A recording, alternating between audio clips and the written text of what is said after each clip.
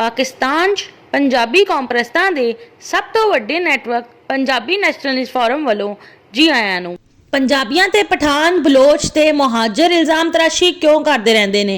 पंजाबी सिर्फ पंजाब दी ही सब तो वड्डी आबादी नहीं है, बल्कि खैबर पख्तूनख्वा दी भी दूसरी वड्डी आबादी, बलोचिस्तान दे पश्तून इलाके दी दूसरी वड्डी आबादी, बलोचिस्तान दे बलोच इलाके दी दूसरी वड्डी आबादी, सिंध दे दूसरी वड्डी आबादी, कराची दी दूसरी वड्डी आबादी भी पंजाबी ही है। पाकिस्तान च पंजाबी, कश्मीरी, हिंदकू, डेरावाली का शुमार पंजाबी कौम जी हुंदा है दी आबादी 60% है। इसलिए ज़राअत, सनत, तिजारत, सियासत, सहाफत, हुनरमंदी के शोबियां, बरीओ बहरीओ, फिजाई फवाज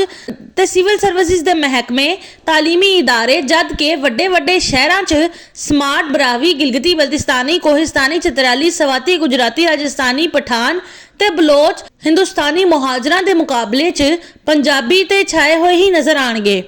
अफगानी पठान, कुर्दिस्तानी बलोच, हिंदुस्तानी मुहाजर साबका वादी सिंध ते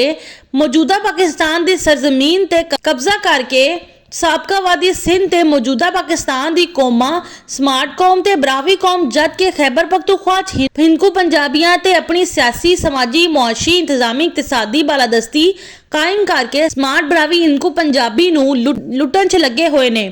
लेकिन शोर मचाते रहते ने कि स्मार्ट बरावी हिंदकू पंजाबी नूं पंजाबी लुट रहे ने। दरअसल अफगानी पठान, कुर्दिस्तानी बलोच ते हिंदकू मुहाजरा ते खौफ ते खतरा रहिंदा है ते गुमान हुंदा है कि किते पंजाबी कौम इन्हां कोलों इन्हां दे शिकार स्मार्ट कौम, बरावी कौम ते हिंदकू पंजाबियां नूं आज़ाद ना करवा लवे। पंजाबी कौम बहुत वड्डी ते ताकतवर कौम है, इसलिए पंजाबी कौम ते अफगानी पठान, कुर्दिस्तानी बलोच, हिंदुस्तानी मुहाजर इस तरह ही अपनी समाजी, मुआशी, इंतजामी, इकतसादी बालादस्ती कायम नहीं कर पा रहे जिद्दां इन्हां ने स्मार्ट बरावी, जद के खैबर पख्तूनख्वा च हिंदकू पंजाबियां ते कब्जा किया होया है।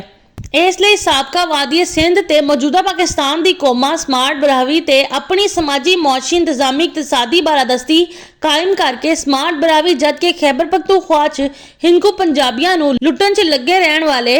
अफगानी पठान, कुर्दिस्तानी बलोच, हिंदुस्तानी मुहाजर दे ज़हन, गुमान ते तसव्वुर च भी हर वेले पंजाबी छाए रहंदे ने। इसलिए इन्हां दी कैफियत की अक्कासी इस शेर नाल हुंदी है कि शीश महल विच कुत्ता वड़िया,